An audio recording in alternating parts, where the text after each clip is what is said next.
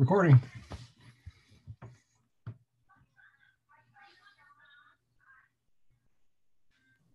Is this thing live? Can you guys hear me? Okay. Hello, Advanced Kentucky and other Kentucky AP Chem students and teachers, and a special welcome to students. This is our first course content review session in chemistry. We've had a biology session and several math sessions. I'm your presenter, Lou Akampora. Many of you may know me as the Science Content Director and AP Chem teacher, bon vivant, etc. Tina Rose and Aaron Timmons and Monique Rice are also the content directors of those respective areas, and you'll see from them, and I hope you'll participate in some of those sessions. A little bit of etiquette, please. Turn off your microphones, mute your microphones, turn off your video. We'll be using the chat room, and I'm hoping to get some polling out there to see what you guys know and what might give you some trouble. So again, Lou Akampora, Science Director for Advanced Kentucky. The topic of today's dissertation discussion is the structure of matter. And this is certainly central to AP chemistry or any chemistry. This is one of my favorite slides. It's a not very periodic table, but it's a table of substances that might be 300 to 400 years old. And I love the alchemical symbols. It doesn't really tell you much. There is an order to it. It tells you, if you know how to read it, what reacts with what and so forth. But it's not going to be too useful today. I just like it and I want to share it with you. What is the structure of matter? Well, I mean, you're going to see questions on the AP Chem exam, or a question dealing with what matter is and why it is that way. So answering any of those questions will really get down to what are the particles and what are the forces. And this is quite a nuanced question. We'll spend much of the hour talking about it. In some sense, it's very simple. What are the particles in chemistry? Well, they're electrons and nuclei. And I know some of you want to say protons, neutrons, and electrons, but for us, it's really going to be electrons and nuclei. And I'll talk about why that's true in just a minute. And what are the forces? Well, the forces are easy. The force is only one of them for chemistry, and that is Coulomb's law. And this is a little bit of physics, but it's not too hard. Coulomb's law, something that was known well before chemists even knew that atoms existed, tells us that when you have charged particles, here represented by Q1 and Q2, there is a force and therefore an energy of interaction. And the expression for that energy, and I don't know why it's got the symbol U, but the electrostatic energy is some constant, K, times the product of the charges divided by R, where R is the distance between them. And this is the only force that that particles in chemistry feel. If we look inside the nucleus, then there'd be other forces, but that's not for us. So in a sense, everything that we call van der Waals forces or dispersion forces or covalent bonds or ionization forces, these really are some manifestation of Coulomb's law. And understanding this is really central to any question that the AP Chemistry exam or course might throw at you. So in one sense, it's very simple. In another sense, it's very complicated. But just remember, charges either attract or repel each other. Most of you, I think, know that like charges would repel each other, whoops, and unlike charges would attract each other. So two electrons would want to be as far apart from each other as possible, speaking quite anthropomorphically. Electrons want to be close to nuclei, which are positively charged. And the more protons, the stronger that nucleus is, the more highly charged it is, the stronger it will attract electrons. Layering on top of that is the structure of the atom. And a lot of chemistry went into figuring out what the atom is and what its structure is. I'm not going to go into detail here, but you should know a little bit about what the nucleus is at the number of protons as the atomic number, and that determines the chemical identity of the atom by pulling in the electrons with a certain amount of charge, a certain force. There are also neutrons in the nucleus, and they really hold the protons together and affect the mass, but don't affect the chemical properties. And that's why different isotopes have the same chemical properties. Of course, you can't have all positive charges, so we also have our friends, the electrons. And the key to knowing electrons is that they can only exist in certain orbitals. 100 years ago, we might have said orbits, and you might have think about an electron as a planet orbiting around a nucleus, but a much more sophisticated, harder, but accurate description is to say that these electrons occupy orbitals which have a size, a shape, an orientation, and an energy level. And as chemists, we designate them by the old spectroscopist designation, 1s, 2p, 3p, etc. You need to understand what orbitals exist and how they generate the electron configuration. And it's this electron configuration of an atom that really develops or explains a periodic table. So this iconic diagram tells us that the properties of elements are periodic because of the shells. As you fill up a shell, the properties tend to change. And by properties, we mean ionization energy, bond strength, what would have been called valency. And as you complete a shell, and then we get to the right-hand side of the periodic table, most of you remember that those are the noble gases, the ones that don't really react so much. Then a new electron starts a new shell, and we start the trend all over again. Make sure that you don't memorize these trends. Chemistry is not going to be that mean to you, but make sure you can explain them. That as you go across left to right across the periodic table, the nuclear charge increases. We had a proton through the nucleus. The distance from the nucleus doesn't change much. In fact, it gets smaller because those electrons are added to the same principal quantum number or shell. And therefore, the effective nuclear charge increases, the ionization energy increases. As you go down from top to bottom on the periodic table, we're adding more and more shells. So even though the nucleus is more highly charged, those inner electrons are screening off the outermost, or because they're very special in chemistry, we call them the valence electrons, from that nuclear charge. And the ionization energies tend to decrease. The atoms get larger, and the bonds actually are typically get weaker. Explain these in terms of the trends, not memorizing facts, not a geography lesson, but also think what happens when added electrons are added or taken away, when an atom becomes a negative ion by gaining electrons, or a positive ion by losing electrons.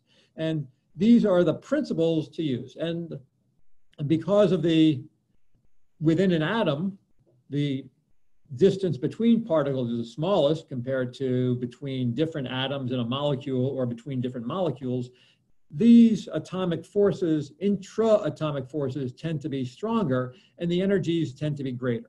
So I'm going to give you a warm-up here and ask you to consider this table of 4 elements: oxygen, fluorine, neon, and sodium. And you're given the ionization energies and the atomic radii.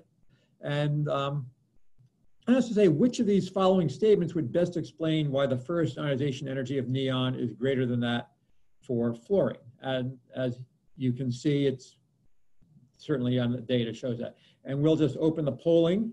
Anthony, can you do that? Give me a... And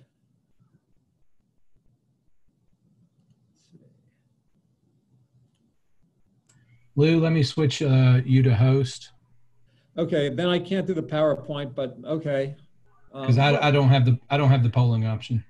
Okay. Okay, I'm going to have to stop sharing my screen and go to polls and add a question. Okay, this might be too clunky. A, B, C, or D. Anonymous, enter a title, number 1, and save. So this is too clunky. Lou, if you want me to take over as host, I'll do it. Okay, Anthony, can you send it back to Monique? I'm lost here. Well, now that you're host, you have to send it back to me. I'm doing that.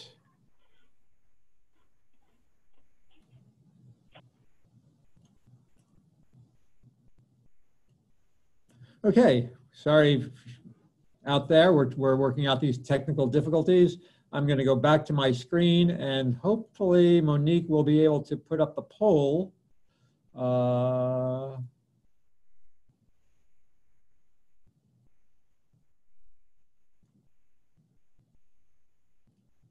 There we go. Okay, there's your screen, but it doesn't look like I can do the poll. Why don't we just share answers, A, B, C, or D? Okay, so if you participants out there, if you could go ahead and chat right in now, which of these options seems most attractive? And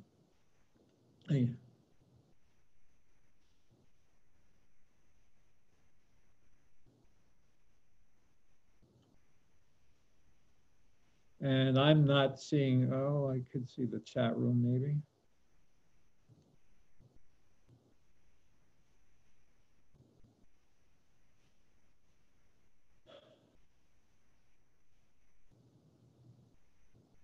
Okay, I can't see the chat room without unsharing my screen. And rather than go back and forth, Anthony, can you give me a consensus? What are the, has anyone chatted in? Okay, well. Actually, everybody is very, very quiet. That's understandable. Well, all of these are true statements. Neon atoms, in fact, do have 8 valence electrons. Fluorine atoms do have 7. That doesn't really explain the difference in ionization energies. Remember, the ionization energy is the energy needed to remove an electron. And the fact that neons is greater than that of fluorine is because neon has 10 protons, but fluorine atoms only have 9 protons. And I expect most of you would need to look at a periodic table to know that. You should have a periodic table with you. I perhaps should have mentioned that. All of these other statements are true, but none of them really explain that. And this is typical of what the AP Chemistry exam and course looks like. They're not going to ask you to memorize ionization energies, but rather to give you data and ask you to explain that. So we'll go ahead and for those of you who are interested in those teachers out there, these questions will be available from the website KY 2020, APKY 2020 as a PDF file. All right, so moving on. Same property, same table of 4 elements with their properties, and now you're asked which of the following equations represents the first ionization of a neutral gas phase fluorine atom, and you're given 4 choices. I'm going to guess that no one's going to be suddenly interested in chatting, so I'll just give you a second to read over those choices, and then we'll see what that involves.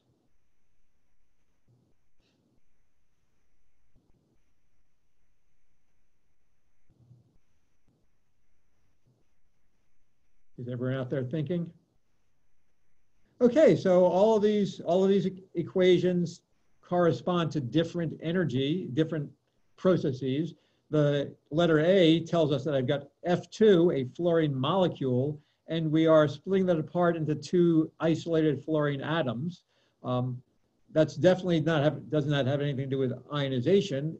There is a good name for that though, and that would be called the bond energy, or I like to use the term bond dissociation energy for fluorine. It would tell you the amount of energy needed to break the covalent bond between 2 fluorine atoms. And we could also predict that it would be much, much less than the ionization energy of fluorine because we're looking at forces between particles, not forces within an atom. Choice B, well, again, we're adding electrons to a fluorine molecule and that fluorine molecule is splitting into 2 fluoride ions. This would be the standard reduction potential of fluorine. Again, it's an important quantity in chemistry, but not the ionization energy. Letter C, it comes close. In this case, a neutral isolated fluorine atom is gaining an electron to become a fluoride ion. There is a name for that. It is the electron affinity for fluorine, but it's not the ionization energy. Our choice here is letter D, the correct choice, which tells us that a neutral fluorine atom is losing one electron to become a fluoride, not a fluoride ion, but a fluorine ion with a charge of +1. And that requires about 1,681 kilojoules per mole, a rather high number, but not as high as neon. I'm going to skip a little bit here because I do want to get through many things. So we're going to look at this, and one of the recent additions to the advanced placement chemistry curriculum has been the interpretation of photoelectron spectra. There's one of these on almost every exam. I don't know if one will show up this year with a shortened exam, but it is important because it really is experimental evidence for what we've been claiming, that these electrons can't just be anywhere with any energy, but have certain allowable energy levels. So a photoelectron spectrum is going to tell us the binding energy per electron, and that's could be in units of megajoules per mole, or electron volts, or per atom are common. Notice this is a logarithmic scale. It goes 0.1, 1, 10, 100, and 1,000. This would be very difficult to show on a linear scale. These first 4 peaks would be all scrunched together, and peak A would be way out in left field. And the height of each peak corresponds to the number of electrons. And so what would this mean? Well, these are actually fairly simple to read. The electrons with the lowest or the most negative energy, with the greatest binding energy, are going to be the electrons closest to the nucleus.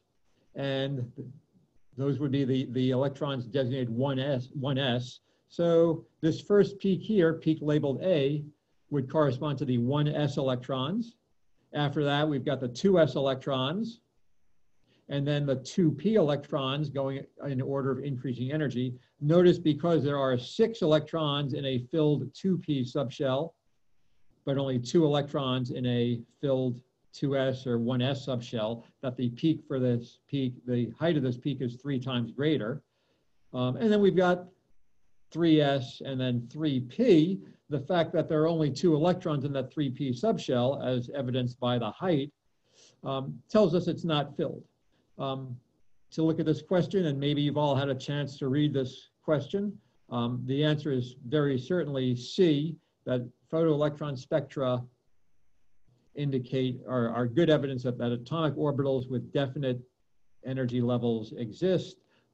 Anyone who is familiar with the periodic table might have guessed that. That's the only way to explain the periodic table. But this is why photoelectron spectra are important. I think we've already answered this question in my little dissertation. Again, counting from the highest binding energy, which are the most tightly held electrons, the ones with the lowest absolute energy, we have the 1s, the 2s, the 2p, the 3s, and then the 3p, or 3s and the 3p electrons. So the 2s electrons would correspond to the peak labeled D, B, I say B as in boy.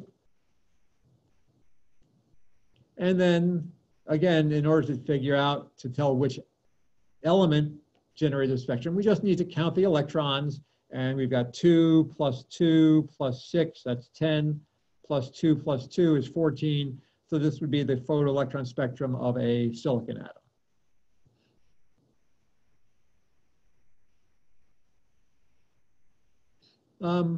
We'll look at one more question here and then move on.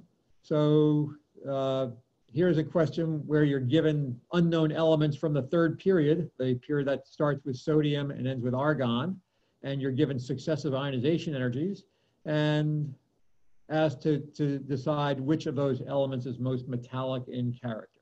So what does metal mean? And I hope most of you know that the metals are those elements on the left side of the periodic table, the ones that that lose their electrons easily in chemical reactions, but even as pure metals, they share their electrons in what's called the electron C model. This explains the conductivity of solid metals. And the most metallic would be the one, therefore, with the lowest ionization energy, and that would be element 2. So we would expect to say that element 2 is the most metallic in character.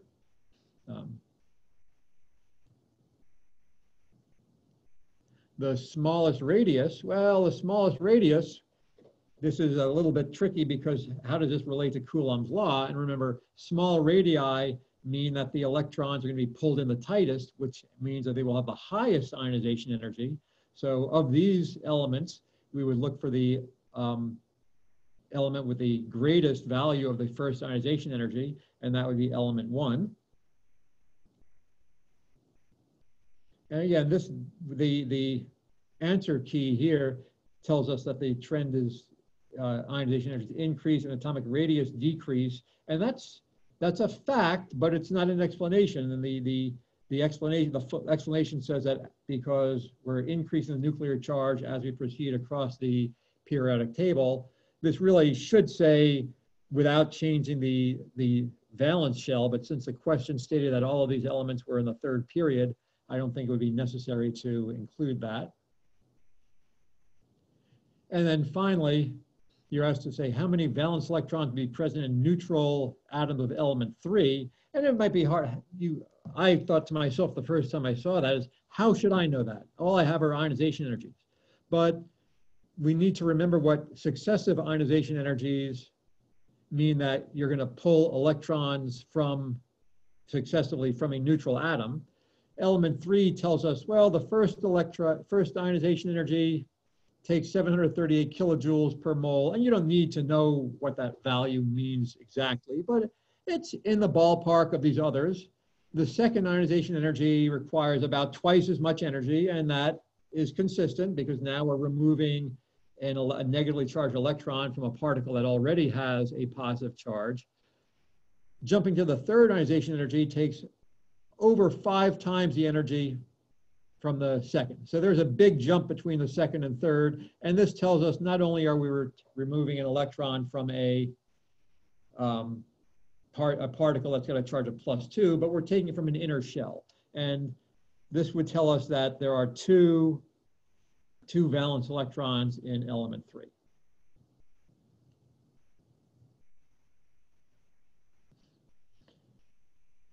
In the interest of moving on, I'm not going to go over the answers to these. They will be posted on our website, but you should understand what these questions mean, and they should be familiar to you for some element, in this case, selenium.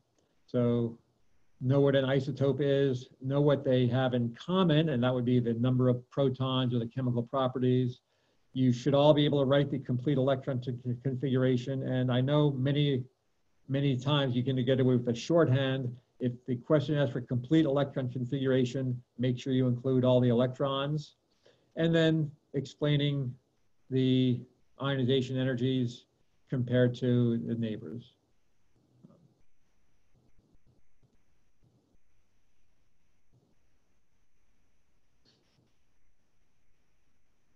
Another similar question from another AP Chem exam, where they don't actually use the words, but they're asked for complete chemical electron configurations for a neutral sulfur atom and a sulfide ion. And remember, when you've got an ion, you've just got to account for the different numbers of electrons. When you have a transition metal ion, make sure you understand that the valence shell electrons are lost first. It seems counterintuitive because they go in before the D level electrons, but they do get lost first. And then, so you should be able to do that. You should explain why the radius of the sulfide ion is larger than the sulfur atom. And then talk about unpaired electrons. So some of this may be unfamiliar to you. I want to talk a little bit about part B here, which says a sulfide ion is isoelectronic with the argon atom. Which of those species requires less energy to remove an electron, and explain. An isoelectronic tells us that they've got the same number of electrons. You didn't have to be told that. Many students who tried to answer this question focused on the fact that sulfide had a net charge and argon didn't, but that was a little bit of a red herring, a distractor. The real, a better answer is to say, well, I've got the same number of electrons. What is different in these species? And that's the number of protons, because the argon atom has 18 protons in the nucleus, but the sulfide ion has only 16. The greater number of protons, did I say neutrons? Protons would cause a greater attraction for those electrons. And therefore, argon would have a greater ionization energy, require more energy. So the sulfide ion would require less energy. Okay, I'm going to move on a little bit. As we get bigger than an atom, what's bigger than an atom? Well, a molecule. And you need to talk a little bit about covalent bonding or chemical bonding, and that there are covalent or ionic bonds. And again, without going into too much detail, the skills you need to know, and there's lots of practice, are to, first of all, be able to draw electron dot diagrams for covalent bonds, to be able to interpret those electron dot diagrams in terms of a shape, using VSEPR or valence shell electron pair repulsion model, and given the shape, to be able to state whether or not a molecule is polar, because that's important when we talk about the intermolecular forces. The intermolecular forces, the forces between molecules. And these are the different types, and we'll talk about those more in a little bit. But these are the important skills you should have. This really focuses on covalently bound particles, molecules, and polyatomic ions. Particles that are ionic, and the classic example for that would be sodium chloride, the stuff you probably sprinkle on your French fries. But we would never talk about a molecule of sodium fluoride. We talk about ions, and we'll look at that again in a little bit. So as we look at that, one classic graph that you should be familiar with is what's called a Leonard-Morse graph. And it shows for, in this case, 3 different molecules, how the energy, the potential energy on the vertical axis, varies with internuclear separation. Notice all 3 of these graphs, when I get to large distances, these particles are far apart. There's no energy of interaction. And you might, a naive interpretation of Coulomb's law might say, well, Mr. A, I mean, these are neutral particles. Why should they interact? Why should there be any energy as they come close? Because when we look at Coulomb's law, if the charge is 0, well, the force and the energy have got to be 0. But Coulomb's law works terrific if you've got point particles. When you have atoms that have nuclei and electrons, those electrons will rearrange themselves, will reconfigure themselves, so that the electrons of one atom will be attracted to the nucleus of the other and vice versa, and that will result in a net attractive force. So for any atom, as the atom, or for any pair of atoms, as they come closer together, the energy will decrease, will reach a minimum, and as you try to force those nuclei together, the energy will shoot up. What's the important point on this graph? Well, you can probably guess it's the lowest point, the minimum for those calculus students, the point where the derivative is 0. And this tells us the bond, the energy needed to break the bond dissociation energy, and the internuclear separation or the bond length. So if we were to look at plot A here in red, and I said, what is the value of the bond dissociation energy of this molecule? You would have to look down here at the bottom of this curve and scale over here. And it looks to me like it's somewhere in the neighborhood of 400 kilojoules per mole. Even though this is negative, when we talk about the bond dissociation energy, remember that is the energy needed to split the bond. So we've got to go from down here up to here, and that's conventionally taken to be a positive number. This is often a mistake that AP chemistry students make because they've come from AP biology, where they've been taught that ATP is a high energy molecule and energy is released when that bond breaks. This is emphatically not true. A lot more goes on there, and bond breaking is always requires energy or is endothermic. If you're given a choice here and you're told these are hydrogen, nitrogen, and oxygen, how might you guess which is nitrogen? And here you've got to know that electrons are shared, and sometimes more than one pair will be shared. In the case of nitrogen, the stuff that's about 80% of what we're breathing in and 80% of what we're breathing out, that's a very, very strong triple bond between those two atoms in the molecule. And because it's a triple bond, it is a very, very large bond dissociation energy. Its energy is way negative. So nitrogen with a triple bond would have a bond energy of about negative 900 kilojoules per mole. Hydrogen's got a single bond, and that's our 400 kilojoules per mole. And the bond between two oxygen atoms in one oxygen molecule is a double bond and has a bond energy of somewhere between 6 and 650 kilojoules per mole. Understand that stronger bonds have greater bond dissociation energy.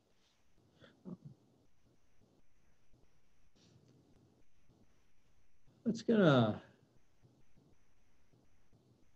skip over this one and jump right to intermolecular forces.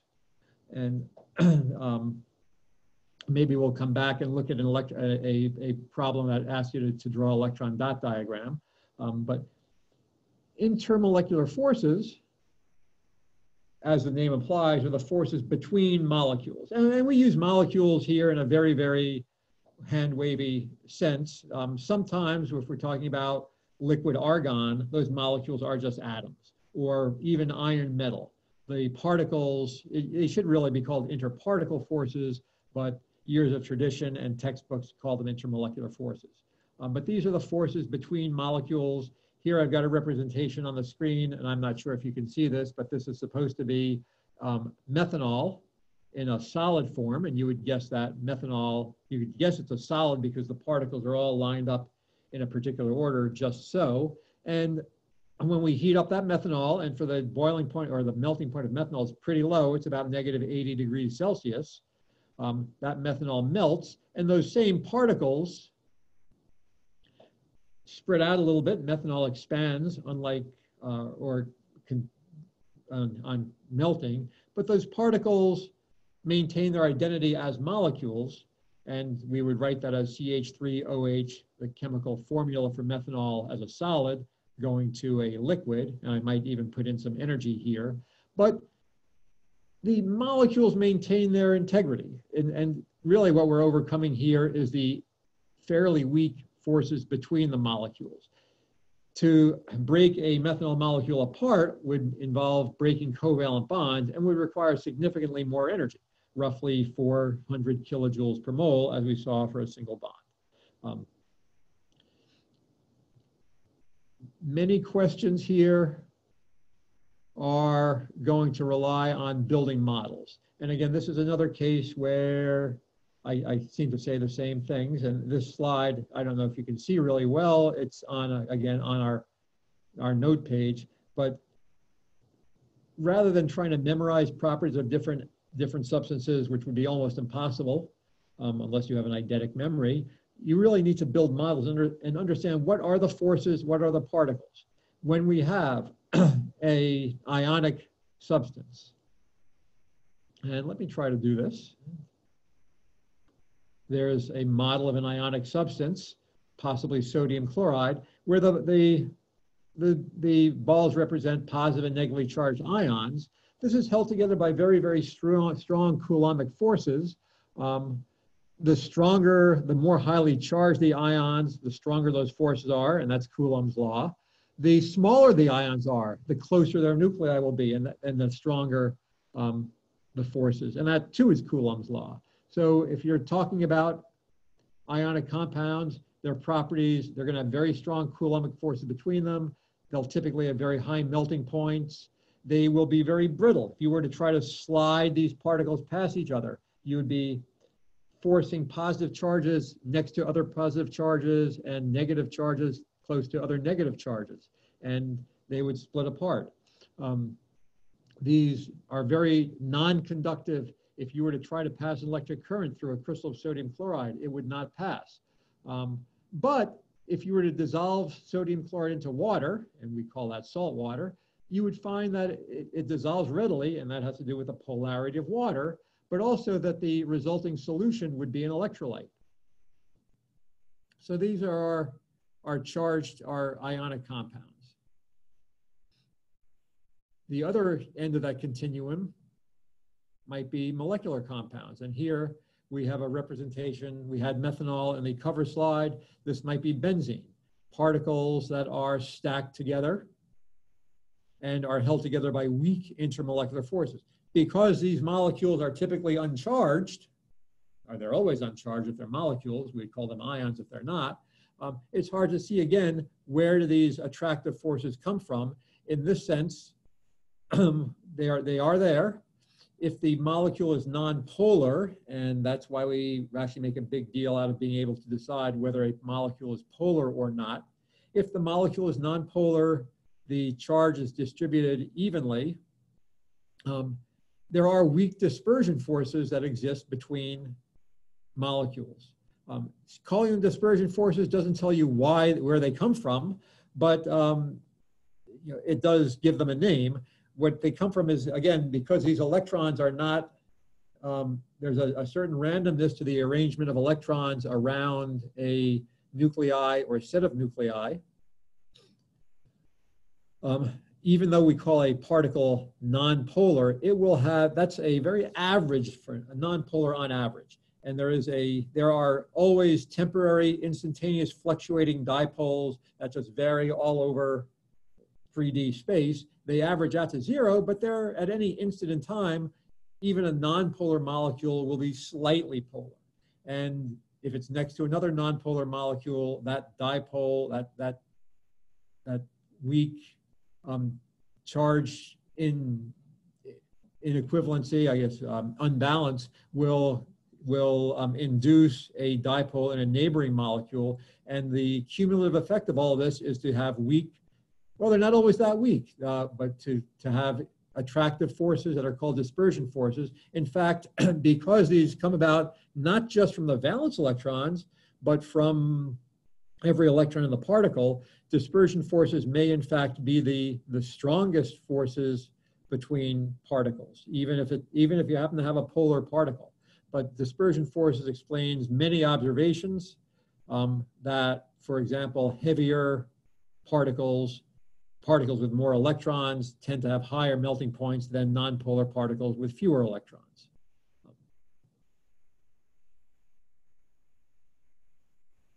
Those are the main two classes of particles. We also want to mention two others that are important. This is actually a model of silicon dioxide. Now, you've all seen silicon dioxide. Certainly, well, I guess it's the main component of glass, and I'm not sure if you do see glass, you see through glass. It's also, sand in a very impure form. So anyone who's walked on a beach has actually stepped on lots of silicon dioxide. Notice that the blue spheres represent silicon atoms and the red spheres represent oxygen atoms. If we were to try to compare the properties of silicon dioxide with carbon dioxide, silicon is right beneath carbon on the periodic table, you might guess, well, it should be a gas, maybe a very low melting liquid.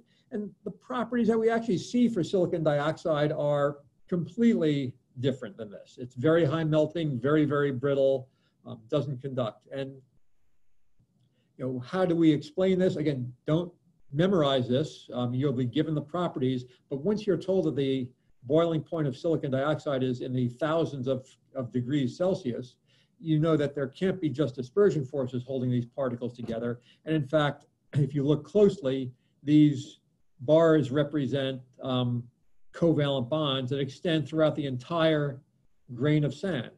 So in one sense, what we call is a network covalent particle, because the covalent bonds extend throughout the entire particle. And a grain of sand is really, in some sense, a single molecule of silicon dioxide with the empirical formula SiO2, but with perhaps 10 to the 22nd silicon atoms and twice that number of oxygen atoms in that 1 grain of sand. And finally, put these back where they belong.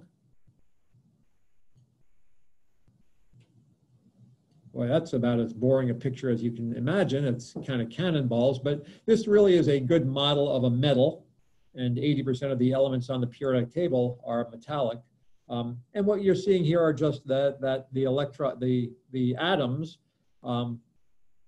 stacked like cannonballs. But the key thing is that they share electrons, and because metal atoms have low ionization energies, the electrons are actually shared among all the atoms in a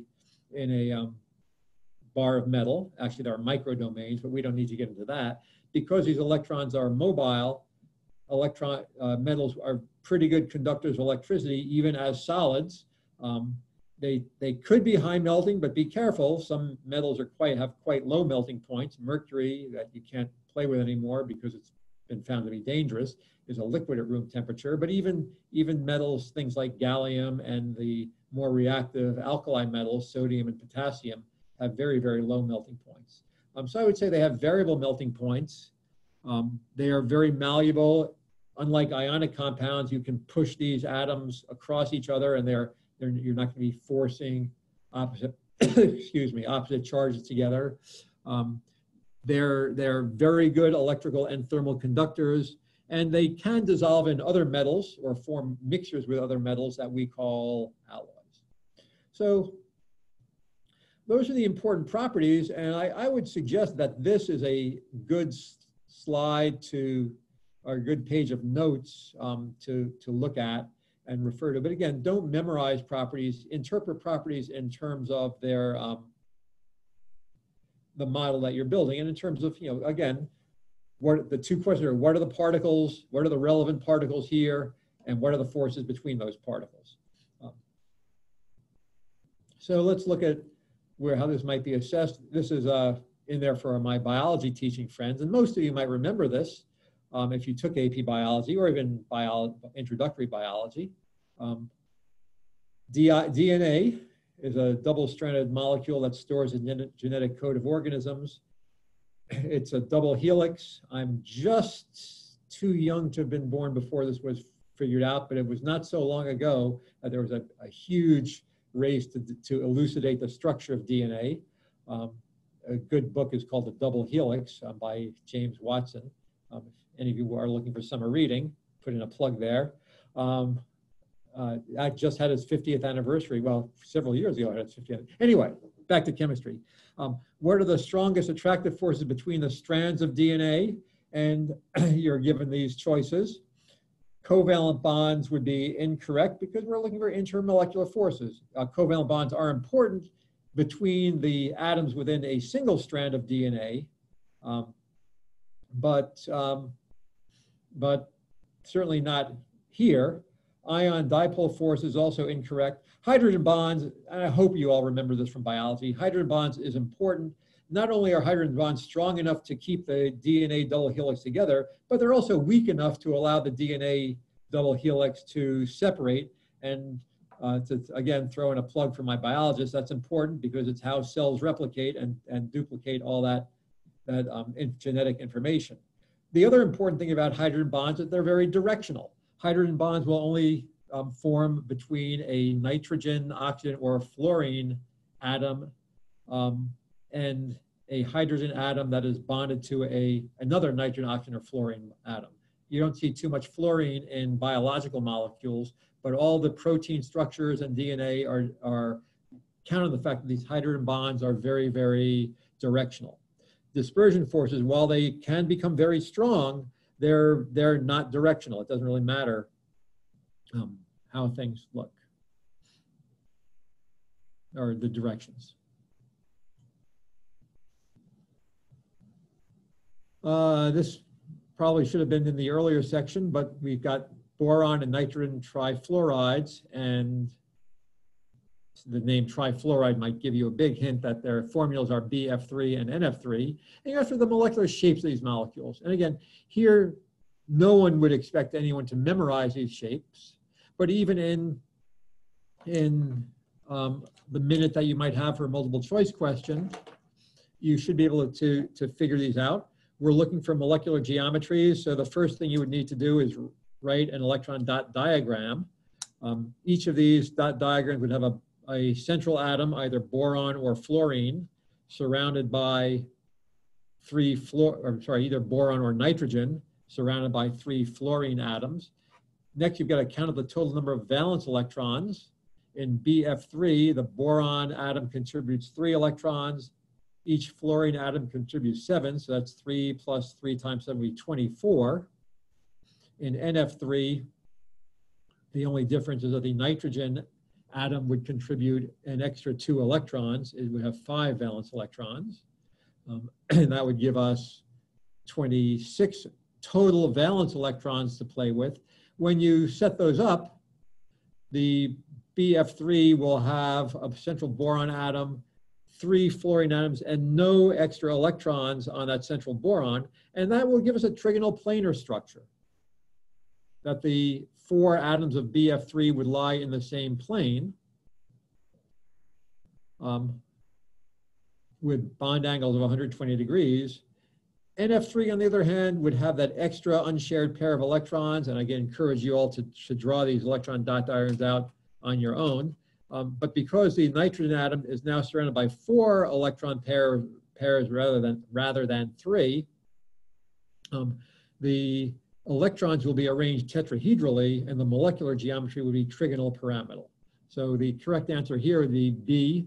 This is a favorite schema of questions on the AP exam, is to have you compare 2 different and closely related species. Moving on a little bit, because BF3 is very symmetrical, because of the fluorine atoms are pulling the electrons toward the corners of an equilateral triangle, BF3 would be nonpolar. Nitrogen trifluoride, on the other hand, because the fluorines would all be pulling in somewhat the same direction, would be a polar molecule.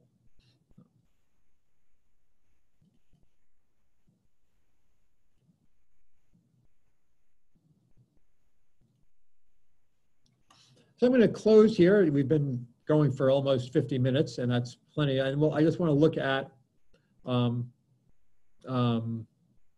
a free response question. The AP Chem exam this year will be limited to 2 free response questions, with a longer one and a shorter one.